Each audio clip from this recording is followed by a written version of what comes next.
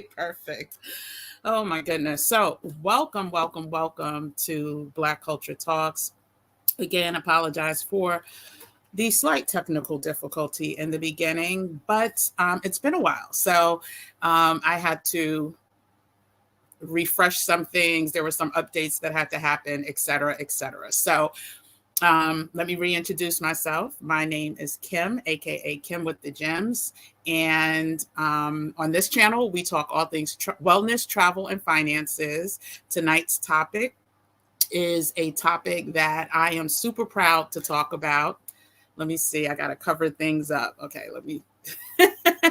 So, yeah, this is what we're here to talk about. My residency card. There's a whole bunch of numbers on here that I'm trying not to show, but I probably showed some things. Anyway, this is my residency card that I received during my latest trip to Mexico. And for those of you who have been here before, you may have seen the first part of my journey, which was at the Mexican Consulate in New York. And that was back in August. So I just made it by the skin of my chinny chin chin back to Mexico to finalize the process, because you have 180 days to literally get there and get your Kanye, your visa stamped Kanye. And so I literally made it with little time to spare. So tonight, I really just wanted to go over the most frequently asked questions that I receive on the second half of the process. Now, full transparency, there have been a lot of changes between 2022 and 2023 for the second half of the process, and some changes for the first half. Most of the changes with the first half, which I'll go over in a later video, have to do with economic solvency and the minimum requirements, as well as making appointments at consulates. I'm hearing it's more and more difficult, and I can see why, because there is a exodus like nobody's business, a mass exit, and I'll tell more about my story in Mexico in a second. So tonight, like I said, I really just wanted to go over the top questions and answer some questions. Now, again, I did this by myself. I hired nobody. And I had time. Now, will I recommend you doing that? If you are limited on time, absolutely not, because there were some bumps in the road. But my goal was to literally boycott winter anyway. And if you check out my channel, I talked about boycotting this winter last year, February. So that was my goal, to not deal with any more snow, any more blizzards, or anything like that. Lo and behold, it was the mildest winter on record in the Northeast. So, well, specifically New York. I know there were some issues further north. But anyway, I spent quite a few weeks in Mexico, so time was on my side. Even though there was levels of frustration, there was time was on my side. I didn't have to rush back to do anything specific. So with that being said, I'm going to just simply go over the questions that I wrote down based on what I have been given, but I've been given so many questions that I'm probably going to have to do a part 2 live, because some of these questions are more detailed than others, and I'll probably just have to walk you through. I'm also doing, well, it will be finalized by Monday of next week. I just want to get all of these housekeeping things out the way first. But by next week, Monday, I will have a video which will literally walk you through, as an English speaking person. Like, I want to be clear with that. I'm not bilingual. I know a few words here and there, but I am going to literally walk you through the process from beginning to end, the application process, the questions, the way I was recommended they should be answered. I will also go through some contacts, some names, some numbers, some links, some websites. It's going to be a all-encompassing um, review of what to do to get your residence. And so I did add a link there. That's all encompassing for anyone and everyone who's serious about the process. You could link there. There is a fee. And I also have consulting spots available. So, and if you've seen any of my other channels, I do consulting, not only for this, but also for financial investing. So let's just go ahead and get started. One of the questions, the first question I get is like, why Mexico? There's a whole lot of misconceptions about Mexico. And people are just curious and people I'm even close with, they're like, why Mexico? Like, all the places in the world, why Mexico? And quite honestly, fell in love with Mexico many, many, many years ago, at least 20 plus years ago.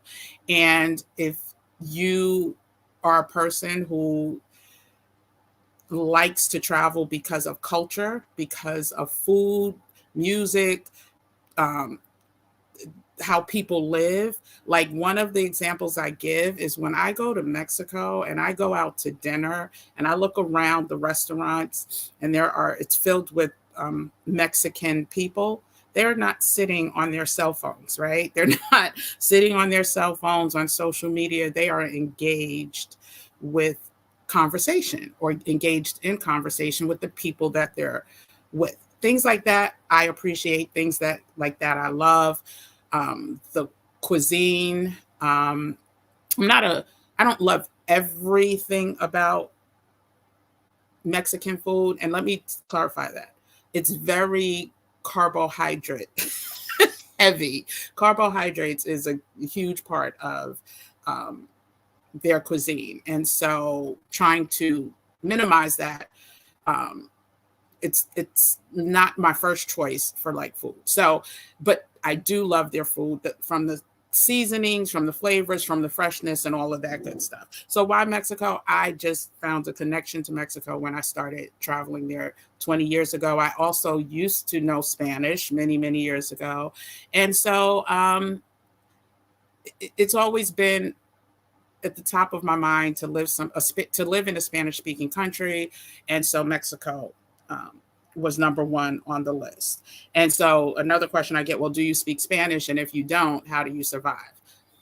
I had that question as well. Last year in May, from May to June, I stayed in Playa del Carmen. And that was my first taste to see, okay, do I want to do Mexico long term? Now, while I had a great time, an amazing time in Playa del Carmen, what I realized was it's very touristy. Like, I did not have to practice Spanish. I didn't have to try to speak Spanish.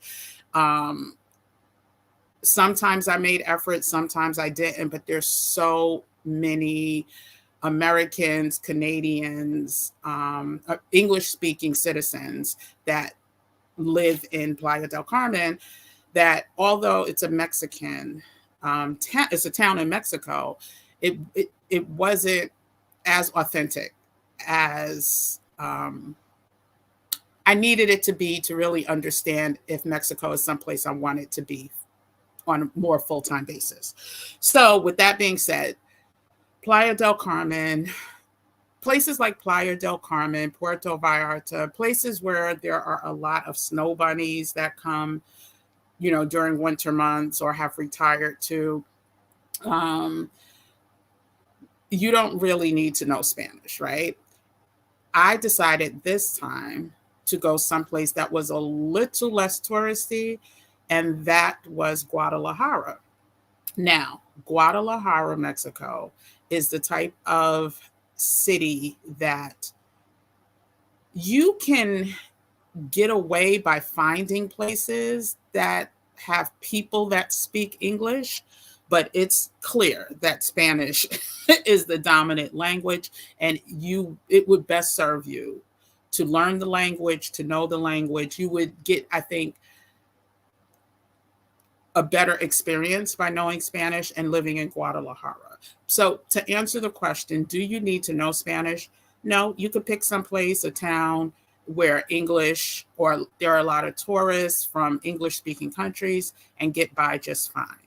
Um, Again, I wanted a more authentic experience. And so Guadalajara gave me that. And I'm going to do a full review of Guadalajara. There are some videos about my experience in Guadalajara on my page. I haven't done a full recap since I've been back. I'm working on that now. We'll have that out in the next couple of weeks, but I'll share more about my Guadalajara experience. But back to getting the residency. Um, is it hard to do on your own? Was another question that I received time and time again. Well, actually, that and why didn't I hire someone? Those two kind of went hand in hand. So let's go with the why I didn't hire someone first. As someone who's looking for a second home, right, or someplace that I will spend a bulk of time more than just a tourist visa will allow, I need to understand the bureaucracy. I don't need to hire somebody every time I need something done. So I wanted to experience, just like if you're whatever state you're from, right? Or whatever city you're from, and you have to deal with DMV, or you have to deal with the IRS, or whatever it is that you have to deal with. You don't hire somebody.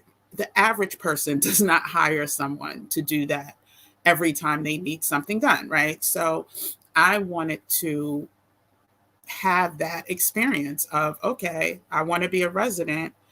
You residents have to deal with government agencies. I want to know what that experience is like, especially can I navigate through that experience as an English speaking person. So I didn't want someone to take that experience away from me. Now, like I said in the beginning, I don't know if the mic was on or not. If you are short on time, or if you don't have the patience to, um, or if you don't have the desire, not only patience, if you don't have the desire and or the patience, then go ahead and hire someone. Um, Knowing what I know now, if I had to do it again, I would have probably hired someone, but it's only because I didn't know something. It was something that I didn't know that caused the hiccup in the process, right? So had I known, had I been aware prior to me going, and like I said, I got there literally with a couple days to spare before my visa expired. My temporary resident visa was going to expire in a few days. And so had I known what I know now about the process when your visa is about to expire, I probably would have hired somebody. But if I would have went on normal time, like if I would have gotten the first part of the visa done and then went directly to Mexico, no, I would have been fine. So I'll get more into details about that. But why didn't I hire someone? I really, really wanted to experience the process on my own, and I had the time. I was boycotting winter, so I had the time. I didn't think it was going to take as much time, but again, I'm glad I went through the process because now I can share with the world some things that, weren't shared or that I did not see when I was doing my research. And so is it hard to do on your own? It's not hard. Hard is not the word that I would use. Bureaucracy in Mexico, you may have heard about, but it is on a different level. They are on their own time. It is not your time. It is not anyone's time, but their own time. And so hard is not the word. And some people who, arrived after I did, you know, in and out, no problem hiring somebody. But bureaucracy is bureaucracy. And one of the gems that I'm going to share right now is there's a couple things that I was not aware of. One, I talked about the closeness of my resident visa expiring, but also I would not have done it the time of year that I did it. So I got to Guadalajara in January, the height of snow bunny season, right? The height of when there's so many tourists and vacationers and people who are there for the first quarter to first half of the year, which means the government offices are flooded.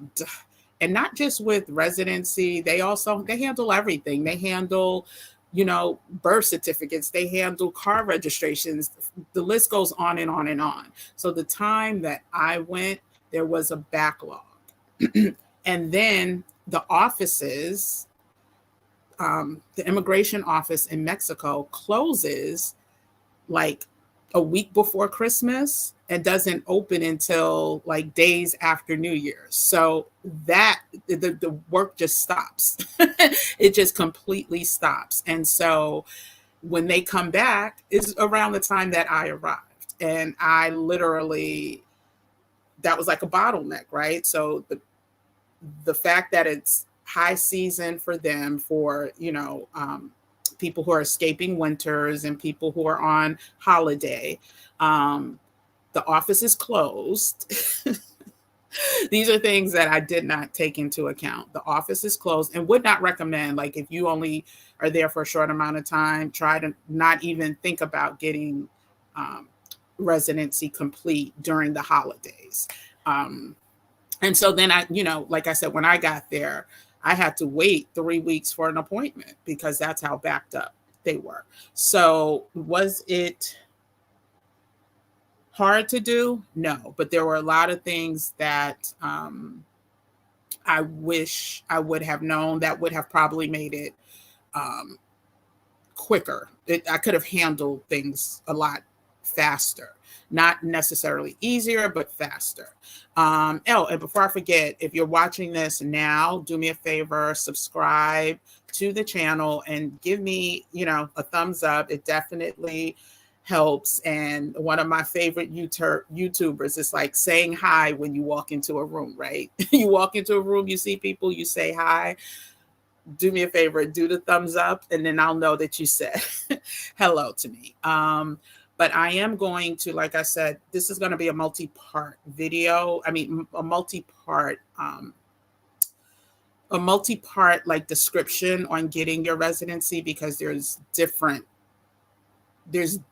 ways to go about it. So hiring facilitators, doing it on your own, which offices tend to be more lenient and quicker. And so I'm going to do another couple parts to this probably. Okay, so now let's get back into the questions. Another main question is, how much did it cost? So I'm going to do a breakdown of, just the cost of living in Guadalajara. But for the sake of this video, how much did it cost to get the actual resident card? And I also want to be clear, this is a temporary resident card.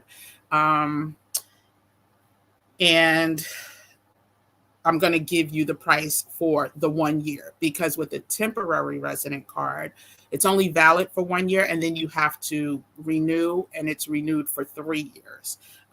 So for 1 year, it's $278. In my all-encompassing video, it will have the breakdown if you do temporary, if you do resident, if you do temporary for the first year, and then how much it'll cost when you go back. Well, as of 2023, because, every year the price changes. So for 2023, how much it'll cost if you renew for the additional 3 years. And so, yeah, so that'll be in the video that's linked in the description now, and it's for people who literally want soup to nuts information. Again, this video will give you a good basics, to get you started. But if you need like that hand holding or details, then the link that's in the description will give you that, as well as I will add my calendar. So if you have specific personal questions, so it's 278 US dollars. It's more than it was last year. I think last year was like 250 or 240 something. And so every year you can expect that price to go up. Um, People ask, did I need, because I wasn't there full time, do I have a permanent address? What address did I use? Um, I was in Guadalajara, and I can only speak to Guadalajara. Well, I know answers to other places, but for the sake of me getting residency, Guadalajara does not require you to have a permanent address. If you're staying at a hotel, if you're staying at a hostel, it doesn't matter. That's the address that you use. And then when you go to renew or when you change your address, then you're supposed to notify them. So you don't need a permanent address. You don't need a water bill. You don't need a light bill in Guadalajara. You just need the address of the place that you're staying. So I know many people that use the hotels or hostels that they were staying in. And so I was staying in a rental, and that's the address that I used. I also want to be clear that I received residency, not citizenship. A lot of people, when they ask their questions, they started out, so when you got your citizenship, no, I am not a Mexican citizen. I am a citizen of the United States of America who also happens to be a resident of Mexico. And those are very different. And if you want to know more about that, put that in the, comment section, and, I'll answer that question later. But they're two totally different things. I'm a citizen of the United States of America. And the path to citizenship in any other country is much more difficult than becoming a resident. So resident just gives you there's other benefits that I could go over, but the main benefit is you don't have to worry about your visa expiring and you having to leave the country. You can stay in the country. That is your residency. That is where you reside as well as, your home. And for me, that's the United States. So I am a temporary resident of the state of the country of Mexico. I am not a citizen. So that's another thing. So just make sure you're clear when you're when you're researching what it is that you want to do. If you want to become a resident, if you want to become a citizen, which gives you voting rights and a whole lot of other rights, then that's, up to you. As a resident, I'm able to, buy property, open a bank account.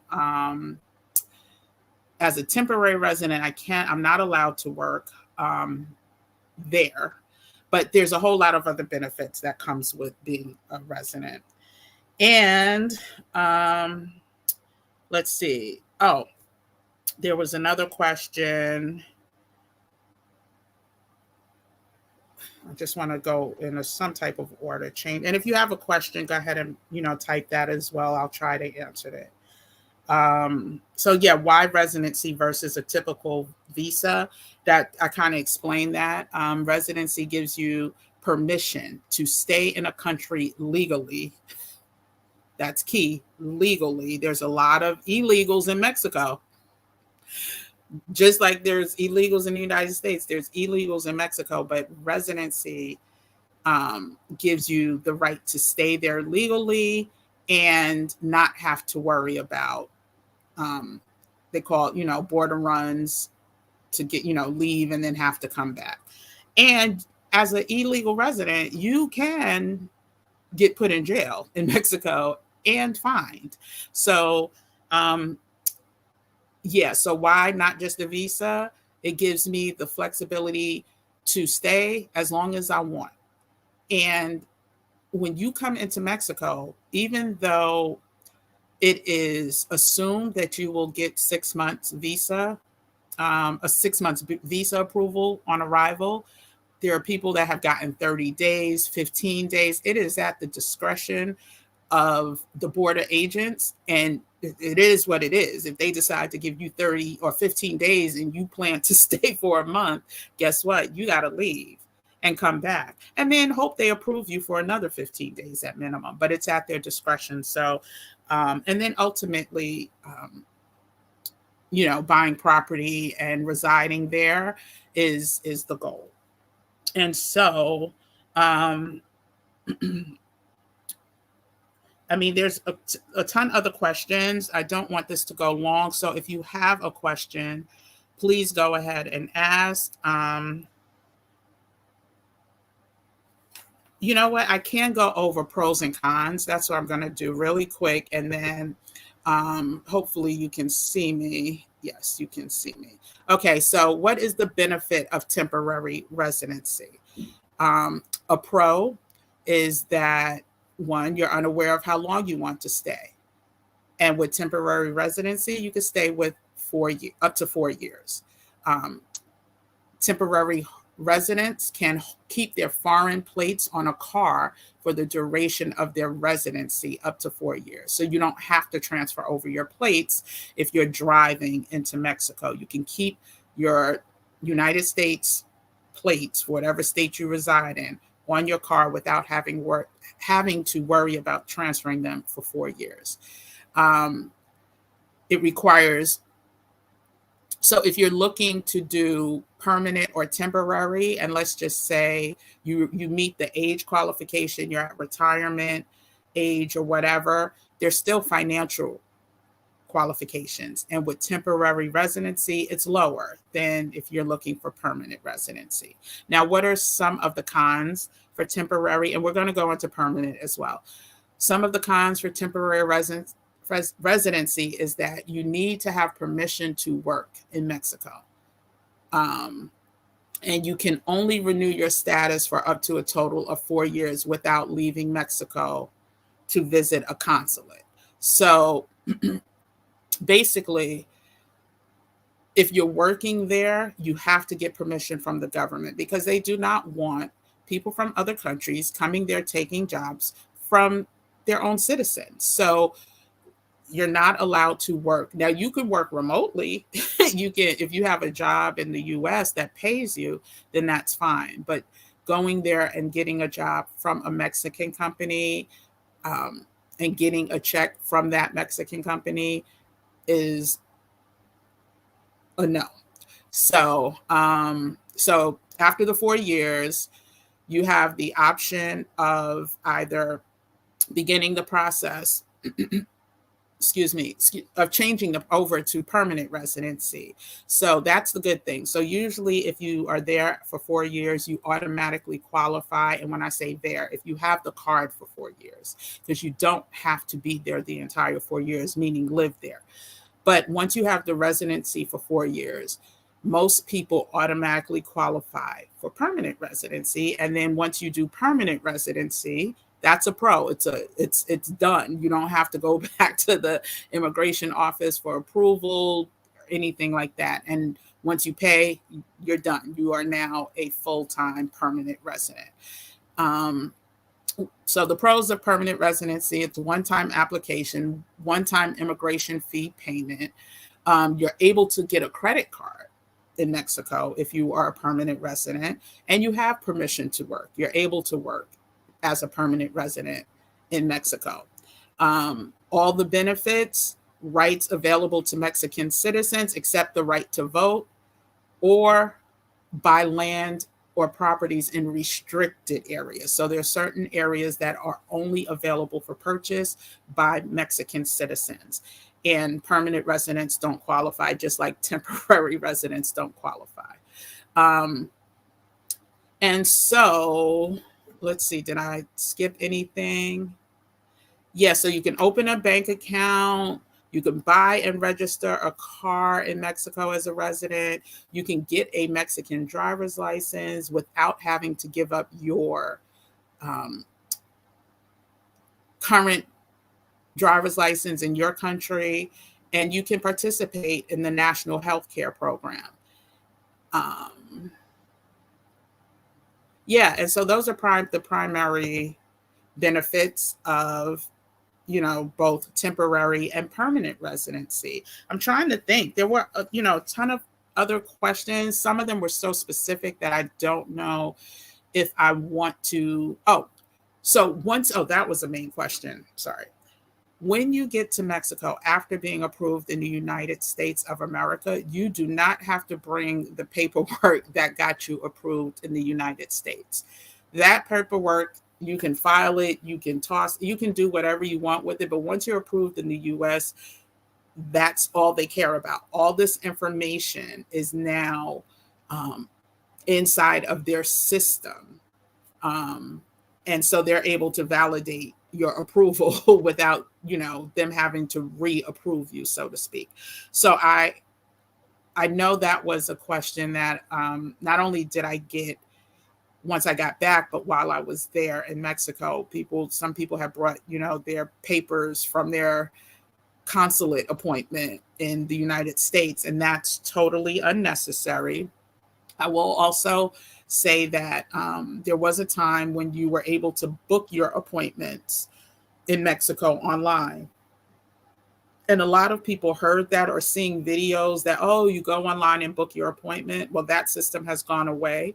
You must walk into, or have whoever you've hired walk into the immigration office in Mexico and book your appointment. It's only face-to-face bookings. I've heard different reasons as to why they stopped the online booking. And you have to be there. Like now in most, a lot of the states in Mexico where there's immigration offices, if you're coming for your residency card, you must land first in Mexico. And even if you're working with somebody, you have to land first, get Kanye stamped or written on your visa, take a picture of that, and then send it to your facilitator, your lawyer, or whoever you're working with. Now, I have a whole list of lawyers in different cities, from Puerto Vallarta to Guadalajara and Guadalajara also includes like Ajijic and Lake Chapala, also the Merida, most of the major cities that Americans like to visit. I have a list of facilitators, and good facilitators, because that's the other thing you have to be aware of. Not all facilitators, you don't need a lawyer.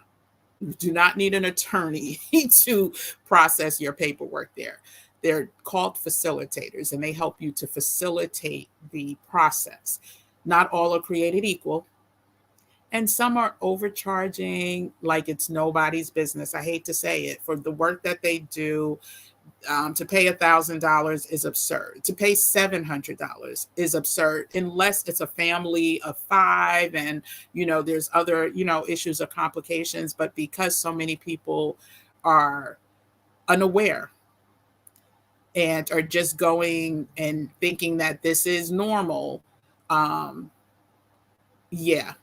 If you're paying more than $250, you're paying way too much as a single person who has already been approved in the States. And I'm going to tell you why. And I'm not one for shortchanging people. And trust you me, I'm the over tipper. I'm the one who, looks out for people. But based on what they do, and I've watched them in action, because I've been to the immigration office in Mexico 3 times while I was there. Based on what they do, you're not the only one that they're doing it for. And so listen, I don't knock nobody's hustle.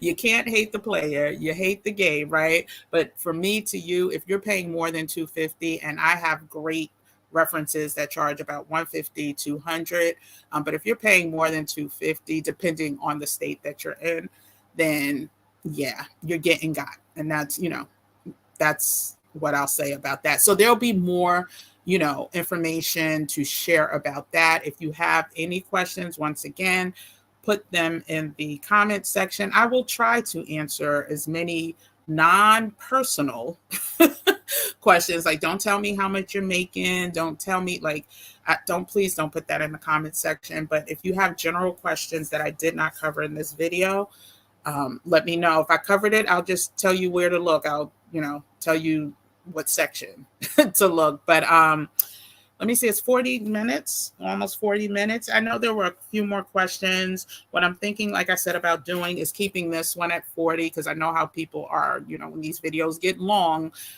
it's information overload. But again, if you are interested in information overload, which includes the list of all the facilitators, which includes the list of all the immigration offices, which includes the list of or the walkthrough of the application process once you're there, also the FMN, the form it used to be a paper form, right? And now everything's digitalized, how to fill out that process. And then also additional references. If you're interested in that information, I'm going to post that next week, Monday. You could go ahead and order it now. It's for pre-order now. And if you're interested in a consultation, if you're interested in, picking my brain a little more, the link to my calendar will be available. And I've had a few. It's been great. It's been nice to see how people, especially in the US, because I'm just now doing it for Mexico, but I've helped quite a few people in the United States also get their appointments and walk them through the application process, because child, there's been some misinformation spreading around on why you would, because there's a part in the application process that says, why are you relocating? And then misinformation that's been given, and some of the answers that I've seen, I know would have possibly been a red flag for the immigration office. And so, so definitely, schedule some time for that. And then if you just need somebody to keep you accountable, to keep you on track, that you can use your time for that as well. So go ahead. Like I said, thank you for, tuning in, but go ahead, hit that like button. Also check out the channel for more information about my time in Mexico, from staying in Playa del Carmen, the things I liked, the things I didn't like, the process here in New York at the immigration consulate, I did a couple things about Guadalajara, a couple videos about that. So go ahead, check that out. I might just do a whole Mexico playlist so it's easier to find, but go ahead, check those out. Until next time, thanks for tuning in to Black Culture Talks, and share this with a friend if you think they're interested in relocating or getting temporary or permanent residency. And until next time, I will say good night. I'm just trying to make sure. Okay, I closed that out. Okay, so good night, everybody. Thanks for tuning in, and I'll see you soon. Bye.